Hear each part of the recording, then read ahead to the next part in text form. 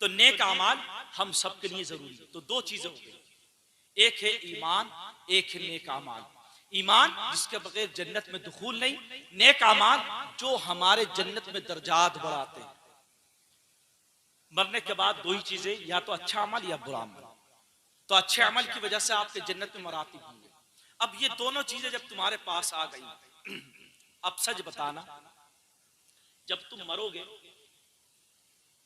तुम्हारा भाई तुम्हारे साथ कब्र में जाएगा? हजरत जाएगा? तवज्जो थोड़ी, बड़ी नुक्ते की बात है। तुम मरोगे, तुम्हारा भाई तुम्हारे साथ कब्र में जाएगा? नहीं, कब्र में दफन करके सब वापस। ये कैसी रिश्तेदारी? तुम्हारा दोस्त जाएगा? नहीं। फिर कौन जाएगा?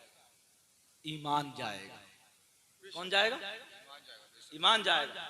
अब सच बताना, आग जल रही हो, आग जल रही हो और कहा जाए जाओ, एक शख्स उसमें जा रहा है और दूसरा जो है वो जानता है कि वो आग में जा रहा है और वो दोस्त है दूसरा, वो उसे के साथ दोज़ख में जाएगा? वो आग में जाएगा? नहीं जाएगा। क्यों? क्योंकि उसे पता है कि आग जलाएगी और वो उसे रोक भी नहीं सकता। लेकिन ईमान दोज़ख में साथ जाएगा। ईमान, बड़ी गहरी बात बताने जा रहा हूं, शायद कभी ना सुनियो, और सुनिए तो दोबारा सुन लीजिए। दोज़ख में ईमान साथ जाएगा। क्यों? क्योंकि ईमान अगर तुमने बचाकर रखा है दुनिया के अंदर, तो सुन लो, अगर तुम्हारे गुनाह इतने हो गए कि परवरदिगार आलम उस गुनाहों की सजा पर तुम्हें जहन्नम भेज दे, मगर तुमने ईमान को सलामत रखा, ईमान जहन्नम में साथ जाएगा। यही ईमान है जो तुम्हें बाद में जहन्नम से निकाल कर जन्नत में लेकर जाएगा। क्यों? क्योंकि वो रब से कहेगा, मौला दुनिया के अंदर इसने मुझे मजबूती से पकड़ कर रखा, इसके अमाल अगरचे गलत थे जिसकी वजह से ये जहन्नम में गया, मगर इसने मुझे सलामत रखा, बस इस सलामती की वजह से तू इसे जन्नत में दाखिल फरमा दे। कसम बा खुदा, उलमा फरमाते कि जिसका ईमान रहेगा वो जन्नत में हमेशा रहेगा, लेकिन दोज़ख में हमेशा नहीं, सिर्फ जब तक रहेगा जब तक कि वो गुनाहों की सजा भुगतेगा। जब गुनाहों की सजा पूरी हो जाएगी तो यही ईमान उसे अपने साथ जन्नत में लेकर जाएगा। तो दोस्ती कौन सी अच्छी है? दोस्ती यही अच्छी है कि ईमान सलामत लिया जाए। अच्छा, ईमान के पीछे शैतान पड़ा हुआ है, जाहिर सी बात भाई, जब उसका चला गया तब वो सोचता सबका चला जाए। यही तो असल मुद्दा है, इसलिए तो वो तुम्हें अमल नहीं करने देता। जितने आप नेक अमाल करोगे ईमान उतना मजबूत होगा आपका। आप जितने अच्छे अमल करोगे ईमान मजबूत होगा आपका। शैतान आपको अमल से रोकता है, नमाज आपको नहीं पढ़ने देगा, रोजा आपको नहीं रखने देगा, अच्छे अमल आपको नहीं करने देगा। उससे ईमान में कमजोरी आती है। जब ईमान में कमजोरी आती है तो इंसान सोचता है कि यार एक वक्त की छोड़ दी, चलो दूसरे वक्त की भी छोड़ दो, अरे तीसरी भी छोड़ दो, चौथी भी छोड़ दो, पता चला जुम्मा भी छोड़ दिया। जितना ज्यादा इंसान गुनाह करेगा उतना मजबूत होता जाएगा वो गुनाह करने में। उसकी वजह कि शैतान बराबर लगा हुआ। अब होगा क्या कि पता ही नहीं चलेगा। रब ने फरमाया कि ईमान कब उसके दिल से निकल जाए उसे खुद पता नहीं चलेगा, और इसके बगैर जन्नत नहीं। अब कहोगे मौलाना ईमान को कैसे बचाया जाए? अहम चीज तो यही है ना कि ईमान को कैसे बचाया जाए।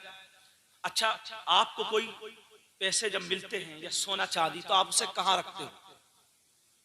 आप उसे तिजोरी में छुपा के रखते हो। तिजोरी वो भी ऐसी जो कई कमरों के अंदर हो, अलमारी हो, अलमारी के अंदर और कोई अलमारी हो, उसमें कोई और ताला हो, उसमें रखोगे आप कि कोई आपके पैसे ना चुरा ले। तो एक चोर से अपनी कीमती चीज जो पैसा है या जो गोल्ड है उसे छुपा कर रखते हो कि चोर ना चुरा ले। तो ईमान भी तो ऐसा ही है ना, इसे बचाना कैसे पड़ेगा? ये तो खुला हुआ है बिल्कुल। फरमाया रब ने इसको बचाने के लिए वकूनु मा सादिकीन, सच्चों के साथ, सच्चों के दामन से वाबस्ता हो। और कहोगे मौलाना ये सच्चे कौन है? बस ये आखिरी जुमले की वजाहत है, सुन लीजिए इसको। सच्चे कौन है मौलाना, आप ये कहो तो मैं बड़ी आसान सी भाषा में कहूंगा कि सच्चे जानने के लिए आपको कुछ नहीं करना है, सूरह फातिहा पे गौर करो। आप जब भी नमाज पढ़ते हो तो कहते हो क्या, मालिक यौमिद्दीन इय्याका नअबुदु व इय्याका नस्तईन इहदिना सिरातल मुस्तकीम। ए अल्लाह हमें सीधे रास्ते पर चला, सच्चों के साथ मतलब सीधों के साथ, सीधे रास्ते पर जो हैं उनके साथ, ये इसकी तफसीर है। इहदिना सिरातल मुस्तकीम, मौला सीधा रास्ता क्या है, सिरातल लज़ीना अनअमता अलैहिम, सीधा वो रास्ता जिस पर तूने इनाम नाजिल किया। मौला किस पर इनाम नाजिल किया, उलाइकल लज़ीना अनअम अल्लाहु अलैहिम मिनन नबिय्यीन वस्सिद्दीकीन वश्शुहदाኢ वस्सालिहीन व हसुन उलाइका रफीका। सिद्दीकीन का रास्ता सीधा रास्ता, शुहदा का रास्ता सीधा रास्ता, अंबिया का रास्ता सीधा रास्ता। अब कहोगे मौलाना अंबिया कहाँ मिलेंगे, हम अंबिया कहाँ मिलेंगे? मैं बड़ी आसान मिजाज में बता रहा हूं आपको, अंबिया कहाँ मिलेंगे मौलाना? तो मैं कहूंगा तुम्हें अंबिया नहीं मिलेंगे, लेकिन अंबिया का ये कौल मिल जाएगा और कुरान भी मिल जाएगा। क्या? अल्लाह के नबी ने फरमाया अल उलमा वरसतुल अंबिया, उलमा जो है वो अंबिया के वारिस, उलमा को फॉलो करो। सालिहीन कहाँ मिलेंगे? सालिहीन ये है कि जो भी अच्छे अमल करने वाले हैं, ईमान वाले हैं, वो सब सालिहीन हैं। तुम उनकी सोहबत में रहो, अपने कल्ब को पाक, यानी जिसमें सूफिया आ जाते हैं, जिसमें अल्लाह वाले आ जाते हैं, जो डरते हैं, जिनमें खौफ होता है। कहा इनकी सोहबत में रहकर क्या होगा? कहा जैसे इनकी सोहबत में आ जाओगे, जैसे अलमारी में बंद पैसा महफूज रहता है, अलमारी में बंद गोल्ड महफूज रहता है, चोर नहीं चुराता है, ऐसे ही जब अल्लाह वालों की सोहबत में रहोगे तो ईमान को शैतान नहीं चुराएगा। इसकी दलील ये है, इमाम फखरुद्दीन राजी अकाइद के इमाम है, बड़ी जबरदस्त किताबें लिखी हैं। उनसे जब शैतान ने मुकालमा किया और कहा कि तुम कहते हो अल्लाह है, कि दलील क्या है? इमाम फखरुद्दीन राजी इल्म कलाम के बाहिर, आपने दलीलें देना शुरू करी, आपने दलीलें देना शुरू करी। शैतान ने कहा इसकी रद ये है, इसका रद ये है। इमाम राजी सोचने लगे 300 दलीलें दे चुके, ये वाकया आपने सुना भी होगा, 300 दलीलें दे चुके, लेकिन शैतान से आप मुनाजरा हारने लगे। अब सोचा कैसे बचा जाए, फौरन आपने अपने पीर नजमुद्दीन कुबरा रहमतुल्लाहि ताला अलैहि की तरफ लो लगाई। रिवायत में आता है जैसे इमाम नजमुद्दीन कुबरा रहमतुल्लाहि ताला अलैहि का दीदार हुआ, कहा ए राजी क्या सोचता है कि मैं बगैर दलील के अल्लाह को एक मानता हूं? जब कोई दलील होगी नहीं तो कोई काट भी नहीं होगी।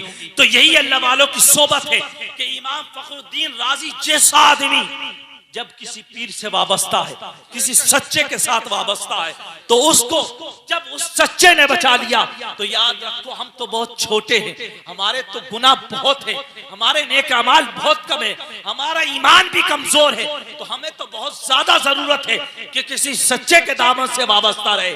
कसम बखुदा जब ख्वाजा कुतुबुद्दीन बख्तियार काकी पर जिना की तोहमत लगाई गई तो आपने सोचा अब गवाही कौन देगा, अब मैं कैसे बचूंगा?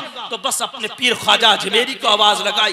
रिवायत में आता ख्वाजा अजमेरी वहीं हाजिर हो गए और बादशाह वक्त से कहा कि तू जानना चाहता है कि ख्वाजा कुतुबुद्दीन बख्तियार काकी ने गुनाह किया नहीं किया?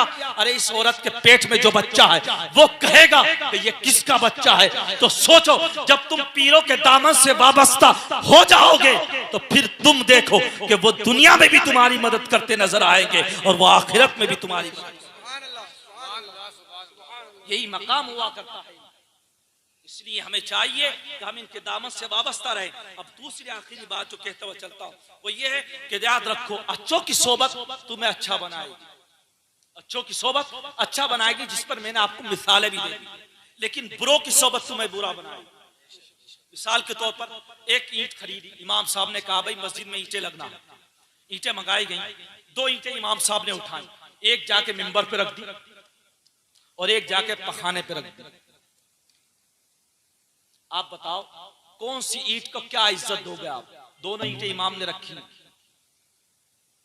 मिंबर वाली ईंट को आप इज्जत दोगे, वहां चप्पल पहनकर नहीं जाओगे, और जो टॉयलेट पखाने में लगी है वहां चप्पल पहनकर जाओगे। ईंटें दोनों एक सी थी, फर्क क्या था?